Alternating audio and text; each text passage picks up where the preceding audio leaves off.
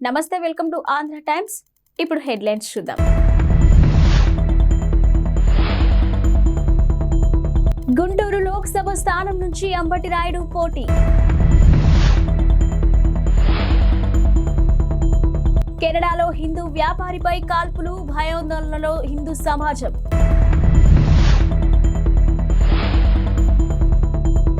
అభయహస్తం దరఖాస్తులపై సందేహాలు, తెలంగాణ ప్రభుత్వం వర్గాల క్లారిటీ. టీమిండియా మాజీ క్రికెటర్ అంబటి రాయుడు రాజకీయ నాయకుడిగా మారిపోయిన విషయం తెలిసిందే. ఇక గురువారం సాయంత్రం ముఖ్యమంత్రి జగన్మోహన్ రెడ్డి సమక్షంలో ఆయన వైఎస్ఆర్సీపీ తీర్థం పుచ్చుకున్నారు. ఆయన ఎక్కడి నుంచి పోటీ చేయబోతున్నారన్నది ఆసక్తికరంగా మారింది. అయితే గుంటూరు లోక్సభ స్థానం నుంచి వైసీపీ అభ్యర్థిగా పోటీ చేయనున్నారని రిపోర్టులు పేర్కొంటున్నాయి. ఇక పార్టీ నుంచి అధికారిక ప్రకటన లేకపోయినప్పటికీ దాదాపు ఖరారైనట్టుగా ప్రచారం జరుగుతుంది. నిజానికి గత కొంతకాలంగా ఈ ప్రచారం ఉంది. గత 6 నెలలుగా గుంటూరు లోక్సభ పరిధిలోని అంబటి రాయుడు విస్తృతంగా పర్యటిస్తుండడం ఈ ఊహాగానాలకు ప్రధాన కారణంగా ఉంది. ఇప్పటికే చాలా కార్యక్రమాల్లో పాల్గొన్నాడు. ఇక వైసీపీ నేతలను పరిచయం చేసుకుంటూ ముందుకు సాగుతున్నాడు. దీంతో గుంటూరు లోక్సభ సీటు ఖాయమని తెలుస్తుంది. ఈ మేరకు పార్టీ నుంచి అధికారిక ప్రకటన రావాల్సి ఉంది. కెనడాలో ఓ హిందూ వ్యాపారిపై జరిగిన కాల్పులు కలకలం రేపాయి. బ్రిటిష్ కొలంబియా ప్రావిన్స్లోని సర్రేలో ఓ వ్యాపారవేత్త ఇంటిపై జరిగిన కాల్పులపై అధికారులు విచారణ ప్రారంభించారు. బుధవారం 27న ఉదయం 8 గంటల ప్రాంతంలో ఈ ఘటన చోటు చేసుకుంది. ఇక సర్రేలోని లక్ష్మీనారాయణ మందిర్ అధ్యక్షుడైన సతీష్ కుమార్ పెద్ద కుమారుడిని లక్ష్యంగా చేసుకుని దుండగులు ఆయన ఇంటిపై కాల్పులు జరిపారు. తన కుమారుడి ఇంటిపై దుండగులు 14 రౌండ్లు కాల్పులు జరిపినట్టు సతీష్ కుమార్ తెలిపారు. ఇక ఈ ఘటనలో ఎవరికి ఎలాంటి గాయాలు కాలేదు.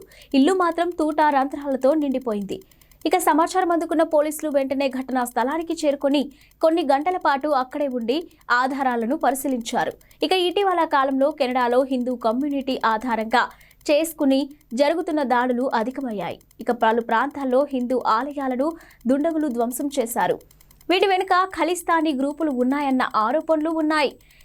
ఇక తాజా ఘటన నేపథ్యంలో హిందూ సమాజంలో ఆందోళన నెలకొంది. రేషన్ కార్డులు లేని వాళ్లు కూడా అభయహస్తానికి దరఖాస్తు చేసుకోవచ్చని తెలంగాణ ప్రభుత్వం వివరణిచ్చింది. మిగతా వాళ్ళు రేషన్ కార్డు, ఆధార్ కార్డు జత చేసి దరఖాస్తు చేయాలని సూచించింది.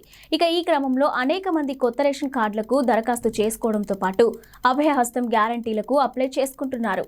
ఇదిలా ఉంటే రేషన్ కార్డు లేని కొందరు ఇన్కమ్ సర్టిఫికేట్ను, మరికొందరు క్యాస్ట్ సర్టిఫికేట్ను జత చేస్తూ ఉండడం గందరగోళానికి కారణమైంది. ఈ విషయమై అధికారులు క్లారిటీ ఇచ్చారు. బీసీ, ఎస్టీ, ఎస్సీ, మైనార్టీలో ఏ వర్గమో చెబితే సరిపోతుందని అన్నారు.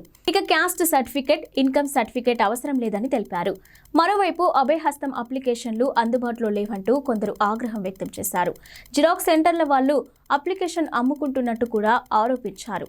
అయితే దరఖాస్తు ఫారాలను ఎవరూ కొనొద్దని ప్రభుత్వం స్పష్టం చేసింది. ఉచితంగా దరఖాస్తులను అందజేస్తామని పేర్కొంది. ఉత్తరాది మరోమారు మంచు దుప్పట్లో ముడుచుకుపోయింది. ఢిల్లీ, ఉత్తరప్రదేశ్, పంజాబ్, హర్యానా, ఛత్తీస్గఢ్ తదితర ప్రాంతాల్లో ఉష్ణోగ్రతలు దారుణంగా పడిపోయాయి. ఇక దట్టమైన పొగమంచు కారణంగా విజిబిలిటీ పడిపోవడంతో పలు విమానాలు, రైళ్లు ఆలస్యంగా నడుస్తున్నాయి. ఉత్తరాదిన మరో 3 రోజులు ఇదే పరిస్థితి ఉంటుందని వాతావరణ శాఖ తెలిపింది. ఆ తర్వాతి నుంచి మంచు ప్రభావం క్రమంగా తగ్గుతుందని పేర్కొంది. ఇక మంచు ప్రభావం ఉత్తరాది నుంచి నడిచే రైళ్లు, విమానాలపై పడింది. ఇక కొన్ని రైళ్లు, విమాన సర్వీసులు రద్దు కాగా మరికొన్ని ఆలస్యంగా నడుస్తూ ఉన్నాయి.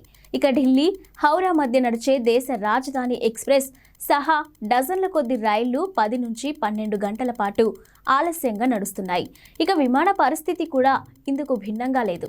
ఇక ఢిల్లీలో నిన్న ఉష్ణోగ్రత 8.4 డిగ్రీలకు పడిపోగా ఈ రోజు కొంత మేరకు 10.7 డిగ్రీలు నమోదైంది. వచ్చే 5 రోజులు ఇది మళ్లీ 7 నుంచి 8 డిగ్రీల మధ్య నమోదయ్యే అవకాశం ఉంటుందని వాతావరణ శాఖ అంచనా వేసింది.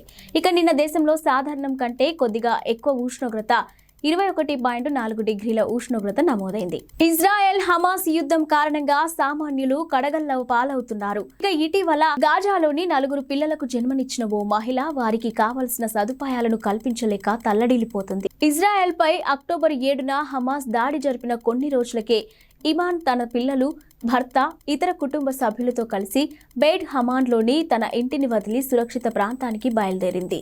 అప్పటికి ఆమె 6 నెలల గర్భవతి.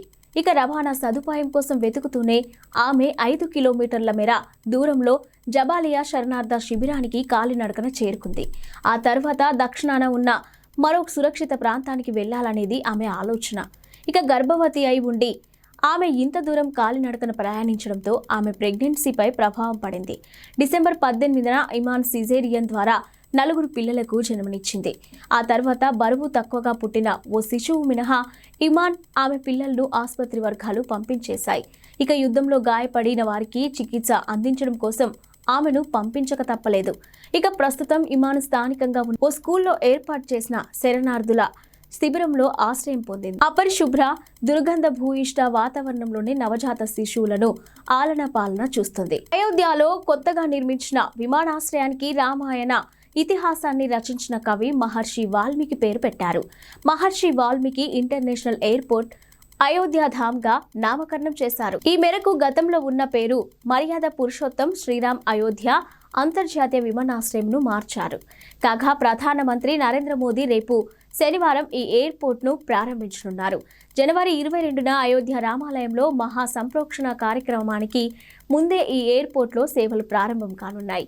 ఇక డిసెంబర్ 30 నుంచే ఇండిగో, ఎయిర్ ఇండియా ఎక్స్ప్రెస్ ఇక్కడ సర్వీసులు ప్రారంభించబోతున్నాయి. ఇక ఈ 2 విమాన సంస్థలు ఇప్పటికే ఢిల్లీ, ముంబై, అహ్మదాబాద్ నుంచి అయోధ్యకు విమాన సర్వీసులు ప్రకటించాయి. జనవరి నుంచి ఈ సర్వీసులు మొదలవుతాయని వెల్లడించింది. నకిలీ రిక్రూట్మెంట్ ఏజెన్సీల బారిన పడొద్దు అంటూ విదేశాంగ శాఖ ఉద్యోగార్థులను తాజాగా హెచ్చరించింది. ఇక ఫేక్ సంస్థల నకిలీ జాబ్ ఆఫర్ల విషయంలో అప్రమత్తంగా ఉండాలని సూచించింది. ఇక ప్రభుత్వం వద్ద రిజిస్టర్ చేసుకొని అనేక సంస్థలు విదేశీ ఉద్యోగాల పేరిట ఒక్కొక్కరి నుంచి 2 లక్షల నుంచి 5 లక్షల వరకు వసూలు చేస్తున్నాయని తెలిపింది.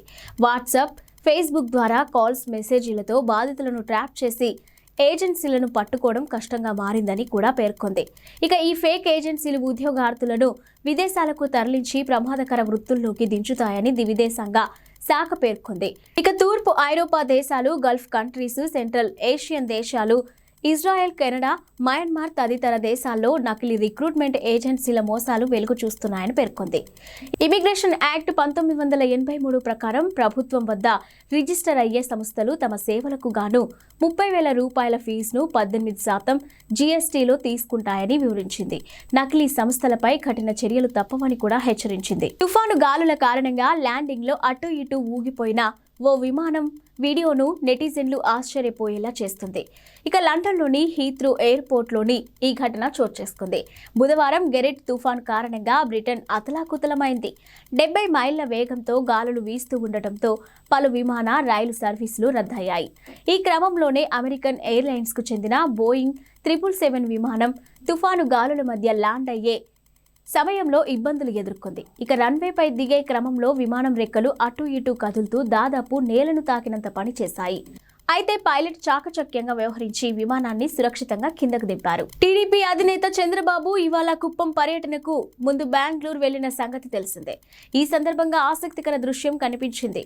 ఇక బెంగళూరు ఎయిర్పోర్ట్లో చంద్రబాబు, కర్ణాటక డిప్యూటీ సీఎం డీకే శివకుమార్ పరస్పరం ఎదురయ్యారు. హైదరాబాద్ నుంచి కుప్పం వెళ్లేందుకు బెంగళూరు వచ్చిన చంద్రబాబు విమానం దిగగా అదే సమయంలో నాగ్పూర్ వెళ్లే విమానం ఎక్కేందుకు డీకే శివకుమార్ అక్కడికి వచ్చారు. ఇక ఇరువురు ఎదురుపడడంతో మర్యాద పూర్వకంగా పలకరించుకున్నారు. కరచాలనం అనంతరం చంద్రబాబు, డీకే శివకుమార్ కొద్దిగా పక్కకు వెళ్లి కాసేపు మాట్లాడుకున్నారు. ఇక దీనిపై టీడీపీ వర్గాలు స్పందించాయి. ఇందులో రాజకీయ కోణం ఏమీ లేదని, ఇద్దరు మర్యాద పూర్వకంగా మాట్లాడుకున్నారని స్పష్టం చేశాయి. ఉత్తర భారతదేశం లాంటి పరిస్థితులే తెలంగాణలోనూ నెలకొన్నాయి. ఈ ఉదయం రాష్ట్రంలోని పలు ప్రాంతాలను పొగమంచు కమ్మేసింది. దీనికి తోడు తూర్పు, ఆగ్నేయ దిశల నుంచి దిగువ స్థాయిలో వీస్తున్న శీతల గాలులు ప్రజలను ఉక్కిరిబిక్కిరి చేస్తున్నాయి. ముఖ్యంగా ఉమ్మడి ఆదిలాబాద్, ఖమ్మం, నల్గొండ, రంగారెడ్డి, హైదరాబాద్, మెదక్ జిల్లాలో విపరీతంగా పొగమంచు కురుస్తుంది. రేపు కూడా ఇవే పరిస్థితులు ఉండే అవకాశం ఉందని వాతావరణ శాఖ తెలిపింది. ఇక రాష్ట్రంలో ఉష్ణోగ్రతలు కూడా రోజు రోజుకు మరింతగా పడిపోతున్నాయి. ఇక బుధవారం రాత్రి రాష్ట్రంలో అత్యంత కనిష్టంగా సంగారెడ్డి జిల్లా కోహిర్లో 8.9 డిగ్రీల ఉష్ణోగ్రత నమోదైంది. ఆసిఫాబాద్ జిల్లా సిర్పూర్లో 10.8 డిగ్రీలు, ఆదిలాబాద్ జిల్లా సోనాలలో 10.9, రంగారెడ్డి జిల్లా రెడ్డిపల్లిలో 11.1 డిగ్రీల ఉష్ణోగ్రత నమోదైంది. ఇక నిన్న ఆదిలాబాద్ లో అత్యంత గరిష్టంగా 31.3 డిగ్రీల ఉష్ణోగ్రత నమోదైంది. సాధారణం కంటే 2.7 డిగ్రీలు అధికం. మిగతా జిల్లాల్లో మాత్రం ఉష్ణోగ్రతలు స్వల్పంగా తగ్గాయి. ఇవి ఇప్పటివరకున్న బులెటిన్ అప్డేట్స్.